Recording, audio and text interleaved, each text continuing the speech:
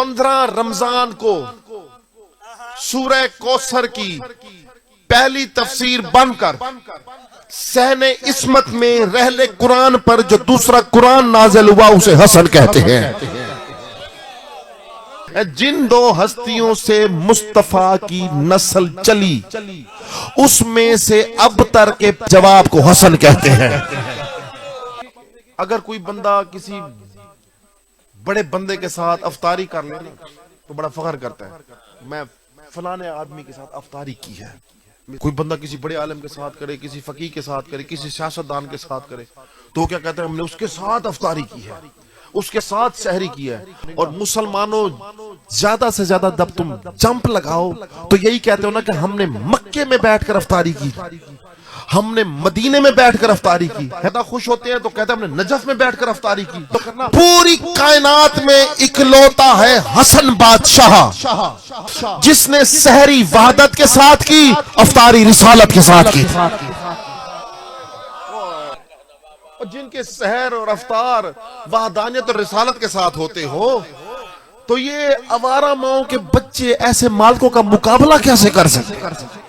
علی بادشاہ کا جملہ ہے، میرے مولا علی نے فرمایا میں اپنے بیٹے کے کیا فضائل کائنات کو بتاؤں کہ ظہر کے وقت بطول نے اکیلی نماز پڑھی، عصر کے وقت ماں اور بیٹے دونوں نے مل کر نماز پڑھی۔ ہمارے ہاں تو سن بلوغت میں پھر عبادات فرض ہوتی ہیں کیونکہ ہم بشر ہیں، ہمارا سسٹم ہماری مشینری اور ہے، ہمارے نجاستوں کے معاملات پاکیزیوں کے معاملات اور ہیں۔ اگر وہ ہماری آسانی کے لیے بشری لباس میں آ گئے تو اپنے جیسا مت سمجھو۔ اگر جبرائیل ابھی بشری لباس میں آ جائے تو وہ والا بشر نہیں ہوگا جو آپ ہیں۔ تو جب آپ جبرائیل جیسے کو بشری لباس میں نہ پہچان سکیں یہ تو جبرائیل کے مالک ہیں۔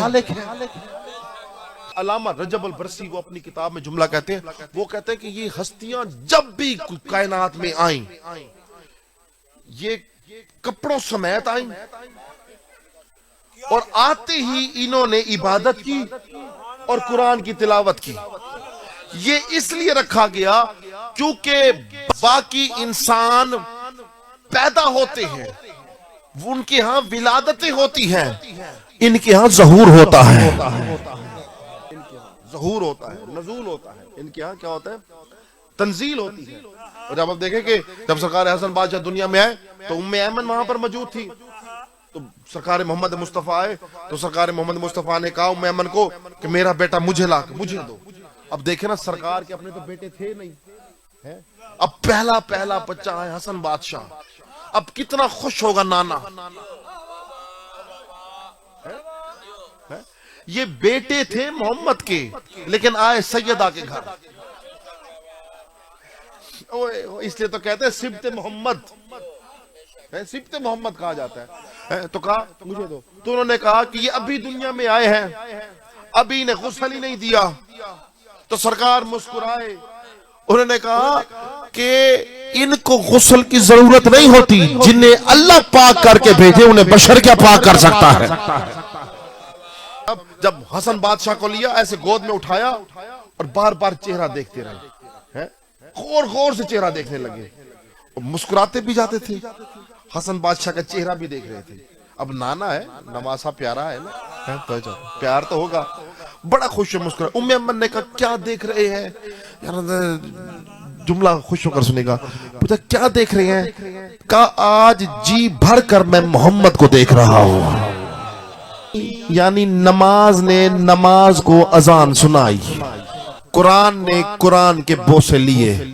یہ وہ حسن بادشاہ جو کل ایمان کی انگلی پکڑ کر اور دین کو انگلی پکڑوا کر چلتا تھا۔